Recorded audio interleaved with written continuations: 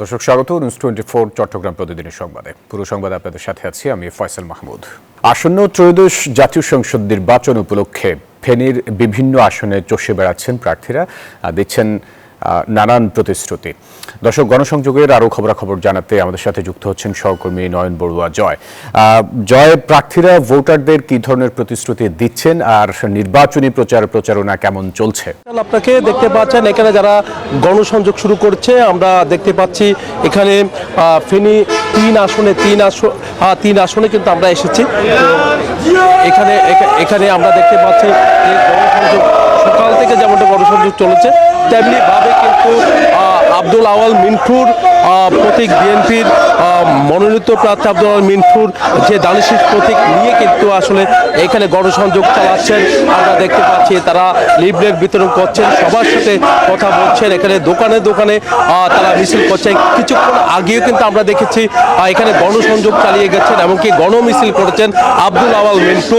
যেহেতু ফেনী 3 আসন এখানে যেখানে আমরা এসেছি সোনাগাজী সহ আরো কয়েকটি জায়গায়, সেখানে কিন্তু আসলে চারিদিকে কিন্তু যে বিভিন্ন দলের প্রার্থী যারা আছেন তারাও কিন্তু গণসংযোগ চালাচ্ছেন। আমরা এখানে যারা আছেন তাদের সাথে একটু কথা বলার চেষ্টা করব, জানতে চাচ্ছি গণসংযোগ চালাচ্ছেন, লিফলেট বিতরণ করছেন, কেমন সাড়া মিলছে বলে মনে করছেন? ধন্যবাদ। আপনি অবশ্যই জানেন এটা একটা বিএনপি অধ্যুষিত এলাকা। আমরা এখানে প্রায় আমাদের 70% হলো বিএনপির সমর্থক এবং আমরা যে ঘরে যাচ্ছি অসানুরূপ সাড়া পাচ্ছি এবং এটা না দেখলে, চোখে না দেখলে বিশ্বাস করা যাবে না। আপনার সাথে একটু কথা বলতে চাচ্ছি, যে লিফলেট বিতরণ করছেন, একেবারে ভোটারদের দ্বারা দ্বারে ছুটছেন, কেমন সাড়া মিলছে? আমি নারীদেরকে নিয়ে 33টা উঠান বৈঠক করছি। আমি দেখতেছি যে নারীদের এত উৎসাহী দানের শীষে ভোট দেওয়ার জন্য, বিগত 17 বছর ওনারা ভোট দিতে পারে নাই, এই কারণে নারীদের খুবই উৎসাহিত দানের শীষে ভোট দিতে। এটা এই এলাকার যে দানের শীষের জোয়ার, বুঝছেন? সবাই দানের শীষের জন্য অতি আগ্রহে বসে আছে, সবাই দানের শীষে ভোট দিবে। এমনকি দানের শীষে ভোট দিয়ে আব্দুল মিন্টু সাহেবকে বিপুল সুরে জয় করে আনবে। বুঝতে পারছেন যে গণসংযোগ চলছে, আমরা দেখতে পাচ্ছি যে এখানে বিভিন্ন জায়গা জুড়ে তারা কিন্তু এখানে যারা ভোটার রয়েছে তাদেরকে কিন্তু বোঝানোর চেষ্টা করছে দানের শীষ প্রতীকে যেন রায়টি হয়, সেটা কিন্তু তারা চাচ্ছে। আইন শৃঙ্খলা বাহিনী তাদের যে একটা তৎপরতা, সেটা কিন্তু ফেনী 3 আসনে কিন্তু আমরা লক্ষ্য করছি।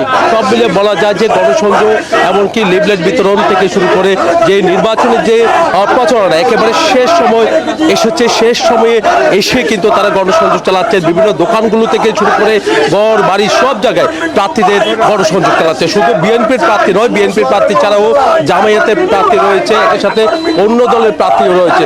তো এই ছিল আমার এখানকার সর্বশেষ। ফিরে যাচ্ছে স্টুডিওতে ফয়সালের কাছে।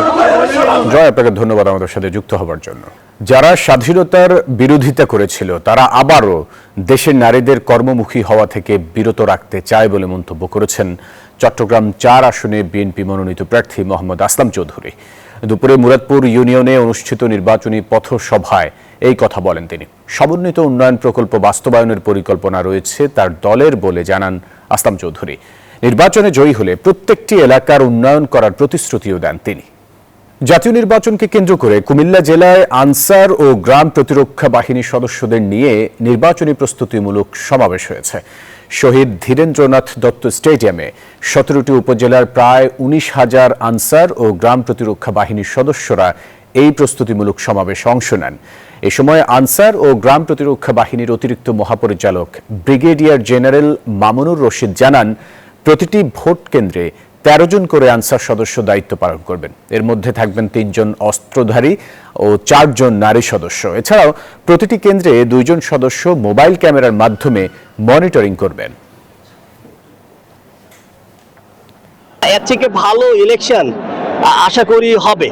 আমি জানি না ভবিষ্যৎ দিকে, বাট আমরা দেখে মানে জনগণ দেখবে না যে এত সুন্দর পরিবেশ এবং ওই নিরাপত্তাটা বিধান আমরা করছি। But it will B a great show. It will be a individual is coming and attending, giving some vote. It will be a great. Inshallah, it will be a great. New Mooring container terminal Dubai ভিত্তিক operator DP ওয়ার্ল্ডকে ইজারা দেওয়ার প্রতিবাদে এবার অনির্দিষ্টকালের ধর্মঘটে অচল হয়ে পড়েছে চট্টগ্রাম বন্দর। আমদানি রপ্তানি বাণিজ্যে দেখা দিয়েছে মারাত্মক স্থবিরতা, ক্ষতির শঙ্কায় ব্যবসায়ীরা। নিউমোরিং কন্টেইনার টার্মিনাল এনসিটি ইস্যুতে টানা আন্দোলনে কার্যত অচল চট্টগ্রাম বন্দর। বুধবার সকাল থেকে শুরু হয় শ্রমিকদের অনির্দিষ্টকালের ধর্মঘট। বন্ধ হয়ে যায় বন্দরের সব ধরনের কার্যক্রম। এর আগে গত শনিবার থেকে টানা 3 দিন প্রতিদিন 8 ঘন্টা করে কর্মবিরতি পালন করেন বন্দর শ্রমিক কর্মচারীরা। আন্দোলনের ধারাবাহিকতায় এবার আরও কঠোর কর্মসূচিতে গেছেন তারা। আমাদের কর্মসূচি চলতেছে এবং চলবে। রমজানের আগে ভোগ্য পণ্যবাহী বিপুল সংখ্যক কন্টেইনার বন্দরে আটকে পড়ায় বাজারে পণ্য সংকট ও মূল্যবৃদ্ধির আশঙ্কাও দেখা দিয়েছে। এতে ভোক্তা পর্যায়ে চাপ আরও বাড়তে পারে বলে মনে করছেন সংশ্লিষ্টরা। বন্দরের চার্জ কিন্তু এখন আপনারা দেখবেন অনেক বৃদ্ধি হয়েছে। এই যে প্রতিদিন আমাদের কন্টেইনারগুলো ওখানে থাকতেছে, এটা ড্যামারেজটা কে দিবে? এই ড্যামারেজ চার্জটাও কিন্তু আমাদের পরবর্তীতে আমাদের কাঁধে এসে পড়বে। আন্দোলনরত নেতারা জানান, এনসিটি ইজারা দেওয়ার মতো সিদ্ধান্ত সরকার বাতিল না করা পর্যন্ত অনির্দিষ্টকালের জন্য এই কর্মবিরতি চলবে।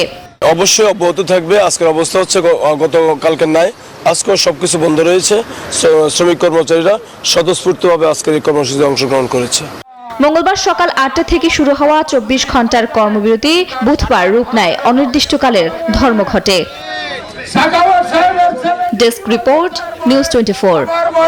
খাগড়াছড়ির মানিকছড়ি উপজেলার 3 টহরিতে আন্তর্জাতিক ভাবনা কেন্দ্রে দিনব্যাপী উদযাপিত হয়েছে বৌদ্ধ ধর্মীয় গুরু ভান্তে ভদন্ত স্মৃতিমিত্র মহাস্থবিরের 70তম জন্মজয়ন্তী।